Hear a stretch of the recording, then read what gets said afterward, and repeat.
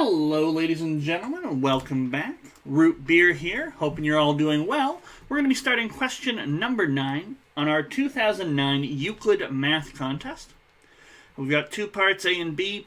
In A part, if log base 2 of x, 1 plus log base 4 of x, and log base 8 of 4x are consecutive terms of a geometric sequence, determine possible values of x.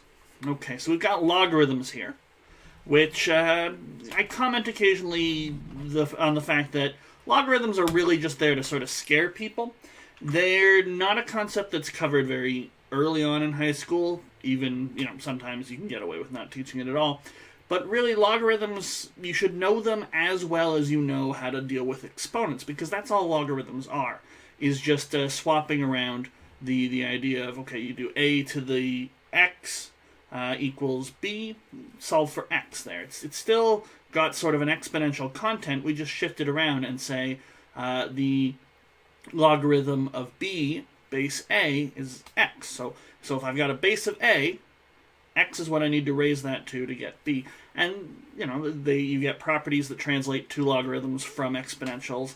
And, it's a sort of a weird thing that tends to scare people away, but it really shouldn't. Logarithms are not that bad to use. Okay? So you can usually find logarithms in a 7, 8, or a 9 situation, and that usually is a reason to be happy because, if you've mastered logarithms, if you've studied about them, these questions will not be too hard. So we've got these logarithms here, and they're consecutive terms of a geometric sequence. Find possible values of x. If we didn't know what a geometric sequence is, they have bothered to tell us, which is very nice. My first comment would just be, seeing all these x's inside logarithms, you can't take the logarithm of a negative number, or even of a non-positive number. So I know x values are going to have to be greater than 0, and whatever I do, I can't somehow get x equals negative 1. Okay? So that's something to be aware of. If it'll play a role later on, I don't know. Okay, so let's write this down. Log base 2 of x, log base 4 of x, and log base 8 of 4x. Now, something I'm immediately noticing is these bases here are all powers of 2. So, well, it'd be really nice. It's always highly preferable to have your logarithms all have the same base. So I'm going to try and put them all in base 2, so log base 2, and that'll change things up. And also, what to do about this 1 plus. Okay, well, for this first one here, I'm going to rewrite rewrite 1 as a logarithm. It's going to be log of 4 base 4, because what do I need to raise 4 to get a 4? 1. And if you've got logarithms that are being added and they're the same base, you can add them together at the cost of multiplying inside. So, there I've got 4x again. Okay? So another neat trick you can do with logarithms, and this can be explained if you go back to exponential rules and things like that. But here's a really nice one. If you notice the base of your logarithm is a power, or the number inside the logarithm is a power, you can pull those powers out. Now, if it's in the base, it becomes a denominator. If it's in the function you're actually logarithming, I don't know if logarithming is a word, but if it's in the part of the number that you're taking the log of, then the power pops out and becomes part of a numerator. Okay. This is sort of an advanced log technique, but what I can do now is, okay, log 2x, and then we've got log 4, but 4 is really 2 to the 2.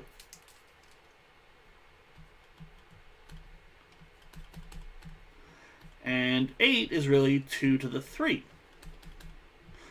So, my geometric sequence, and now I finally have everything in terms of logarithms base 2. Pull out a third here. There we go. Alright, so we've got log base 2 here. And what can we do from here? Well, I'm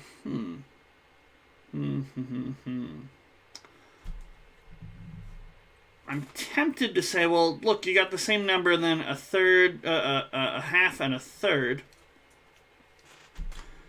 Maybe I should divide these. Of course, I'm assuming that it's not 0, so I'd have to make an extra special case for x being, I think, a quarter or something like that. But let's copy these guys down again. So 1/2 log base 2 4x, 1/3 log base 2 4x. So geometric series, geometric sequences. Series are when you add them up. Geometric sequences have a constant ratio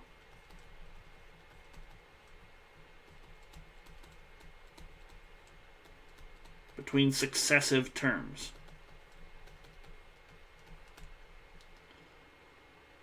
So, maybe we say call it R. So 1/2 log 2 4x times R is going to be the next term in my sequence. And then what can we do? Well, I can then say, well, log base 2 4x, we can say 2/3r dividing by r here. Of course, I'm assuming that r isn't 0, so don't want to divide by 0. Every time I do a logarithm question, I'm always hyper aware of things like, are things equal to 0? Are things negative? Okay. So I'm not going to get that r there. Now, in theory, I could just cancel out both sides, and then r has to be 2/3. So, but, again, I'm very aware about things being 0. So if log base 2 of 4 isn't 0, then we can see r is 2/3. And we're going to use this and say, okay, well, to get from log base 2 of x to 1/2 log base 2 of 4, you should do 2/3. Or you should multiply by 2/3, and that'll change things up a little bit. On the other hand, if log base 2 of 4x equals 0, then 4x equals 2 to the 0, so 4x equals 1, so yeah, x is going to be 1/4.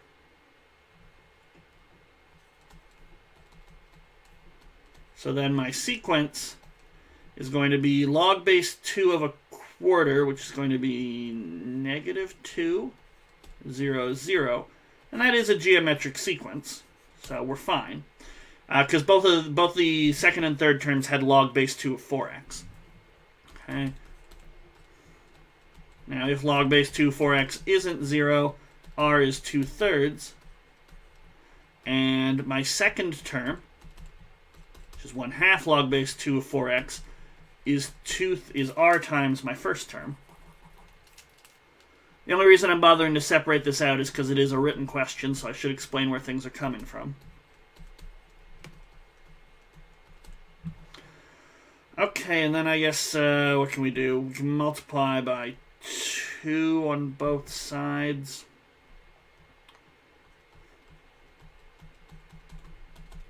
So I'll get 4/3 log base 2 of x.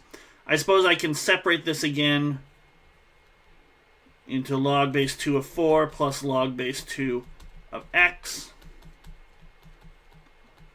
We'll get 4/3. So that'll be 1/3 log base 2 of x plus log base 2 of x. Those guys can cancel even if they are 0, so don't worry about that. And then I've got over here log base 2 of 4. Well, what do I have to raise 2 to the power of to get 4? 2. So then multiplying through by 3. So 3 times 2 is 6, and then 3 times 1/3 just gives me the 1. So 6 is log base 2 of x, so that means 2 to the 6 is equal to x. So x is 64. And those were the only options, so quarter and 64, those are my possible values for x. And we were asked for the possible values of x, right? Find the possible values of x, there we go. And just a quick little double check, both of these are positive, so we don't have to worry about a thing. That was kind of a simple little A part. I liked that, it wasn't so bad. Okay, now I think we have a picture. Yeah, we got a picture here for 9b. In the diagram, PQRS is a square with side length 4. Points T and U are on QR and RS, respectively, so that UPT is 45 degrees. Determine the maximum possible perimeter of RUT. So that to me suggests that there's some variability here. So depending on the placement, once I have T placed, for example, I get TP here, and that sort of forcing it, we know we've got to have 45 degrees, so that sort of forces the placement of U. So we might ask something like, well, if T is raised up by this angle, what does that give RUT in terms of theta? Or if T is placed a distance little t from Q, what does that do? Do I want to work with angles or do I want to work with lengths? And more than that, in terms of finding a maximum possible, can't use calculus, shouldn't want to use calculus either, but that is the first thing that popped into my mind. But no calculus required on a Euclid. That's sort of one of the rules when they make these things up. So how would I do a maximum? Probably some sort of inequality here. Now, I paused when I was reading for this 45 here because I seem to recall a very similar question to this. It didn't have a perimeter. I think it was a written question on, I must have marked it, so it would have been a CSMC. I want to say 2014, maybe 2014, 2015. No, probably 2015. Canadian Senior Math Contest. And I remember there was, I think it was a square. Yeah, it had to be a square. And there was a triangle inside it that made an angle of 45 degrees with one of the vertices. And it cut the, I'm just remembering the question now. It cut the diagonal, and you had to prove that something squared was something squared plus something else squared. I think that was the gist of the question. But I remember that, and I remember there was a trick to that question where there were a couple ways to do it. One really annoying way, and then one really nice. Rotate things by 90 degrees. Because the 45 degrees here is really nice in that two 45s make up a 90 degree. And I seem to recall there was a trick in that question. Now, whether or not something like that's going to play out here, I have no idea. But that was something that just sort of popped in my head because I don't usually see that. I think there may have even been an old Descartes paper that had a similar sort of thing to it as well.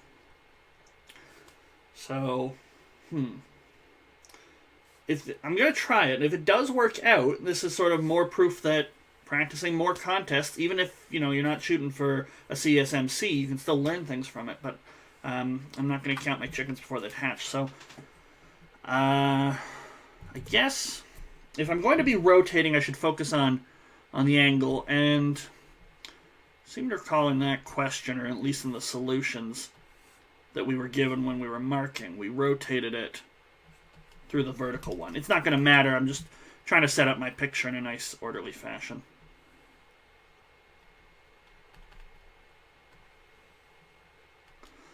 Okay, so I've got this angle here, and I've got a 45 degree angle here, and that's guaranteed. P, Q, R, S, and we've got U here.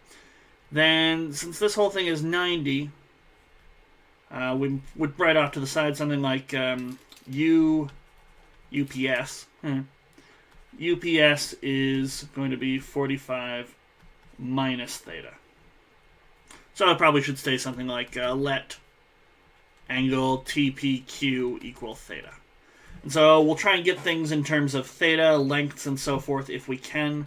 So having this 4 here, I could get that TQ is something like 4 tan theta, for example. But let me see if I can do this rotation thing here. Okay. Now, so I've got a 45 minus theta here. I'm going to rotate. PQ is 4, so is PS, so that's 4. So what I can do is I'm going to say something like rotate PQT, triangle PQT, around P by 90 degrees. And so Q will match right up with S, which I think will be nice and important. And because we've got some right angles here, we'll get a full line here. And we'll call this to let's say, PST prime. And I'm making sure that the letters here are matching up. Q goes to S, P goes to P, T goes to what I'm calling T prime here. Okay, it's wherever I've moved T. Okay. So that means these two lengths are the same. I already knew PS and PQ were the same. And we got a nice... It falls flush against this line. It just sort of extends it. So I could say something like T prime is on the extension. I'm not entirely sure this is going to lead anywhere. I mean, it's the rotation, which, was my immediate instinct, but maybe going back and doing some trig would be better, because I'm not seeing anything that is immediately helpful. Now, the reason why I thought this might be is because, well, this angle here is theta, so now this angle here is also 45. I don't know, just like this one here, because we've rotated a full 90. So we get 45 there, 45 there. And two sides are the same. And TU is a full line, and so is UT. But I can't guarantee that those are equal, and I can't guarantee that any of the other angles are equal. For a second there, I thought maybe there'd be a congruent triangle. Can't do similarity. I don't know anything about these angles down here, so I can't do anything about angle similarity.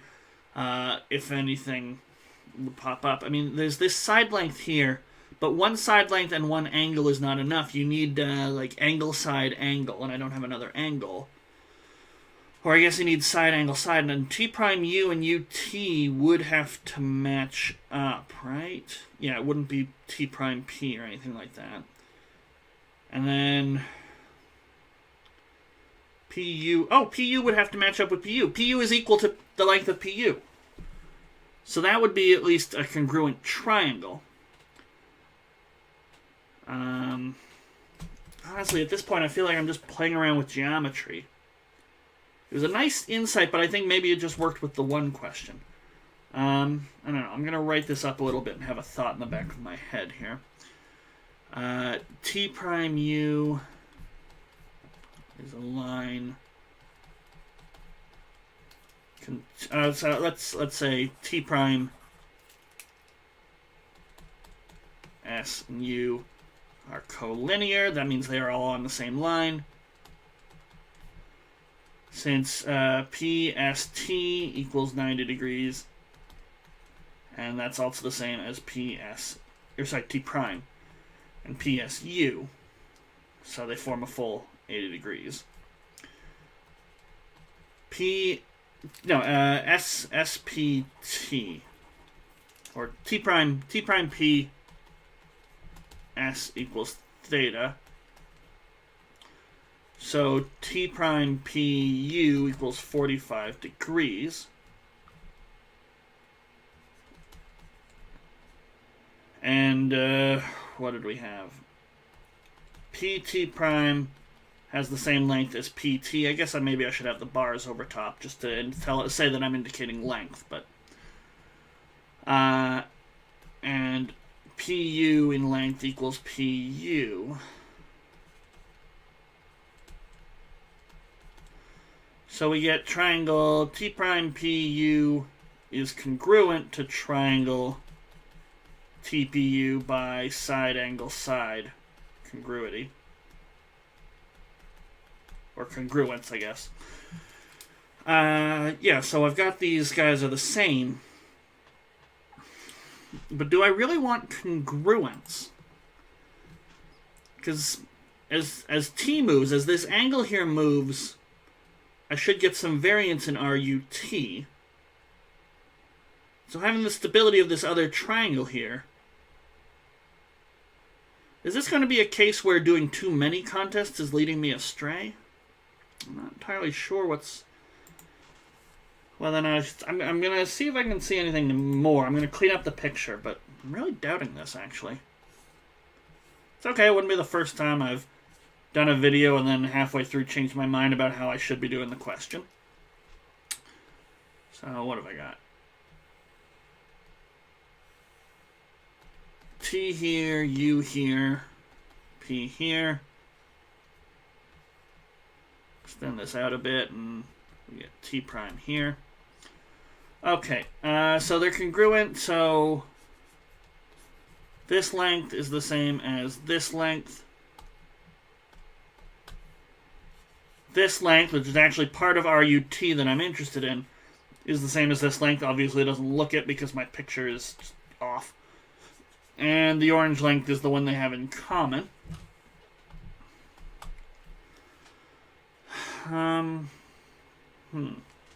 Okay. The other... So we were talking about the perimeter, not the area, right? Yeah, maximum possible perimeter. So I need the green length. That's the only thing I have in common with the perimeter that I'm even messing with. But then there's this blue length here. And the purple length. And blue plus purple plus green is my perimeter. And I've got green over here. And green and blue are forming a line. Is there a way to maybe get a purple out here or something? And then maybe have some sort of prescribed length of some kind. Because, for instance, if I chop it right here at S, this is 4. Now, as T moves, that shrinks the purple side, but would sort of force U to move and lengthen the blue side. So this might all sort of shift over. Should I give these guys names? X, Y, and Z. So I guess this is 4 minus Y here. And then what about this bit that's left over? This is X minus 4 minus Y. All right?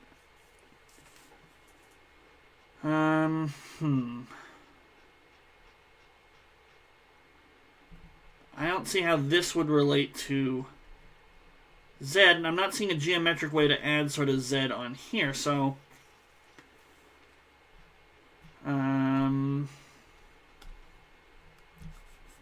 this length, yellow, it came from up here, right? Oh, there it is, there it is. So this length here is 4 minus Z. Call this guy Q. And so X minus 4 minus Y is 4 minus Z. And so X minus 4 plus Z is 4 minus Z. And then X plus Y plus Z, bring them over to the other side, it's going to be 8. So, wait a minute, did they pull a trick on us? Is it a constant perimeter no matter what? Well, let's carefully write this up. TQ in length equals T prime S.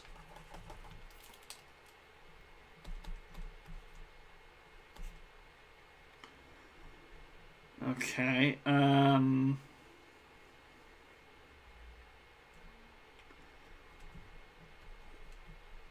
TR in length is 4 minus TQ. TU in length is T prime U in length. And RU in length is 4 minus US in length. TR, using this one here, but replacing my TQ, TR is 4 minus T prime S in length. And so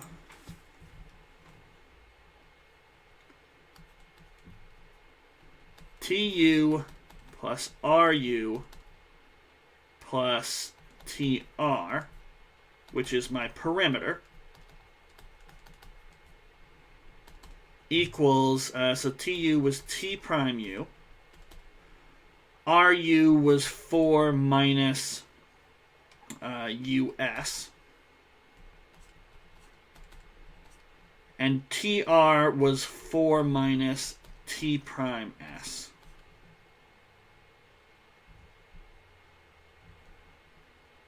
And then the last thing I need is T prime U is T prime S plus SU because they're collinear.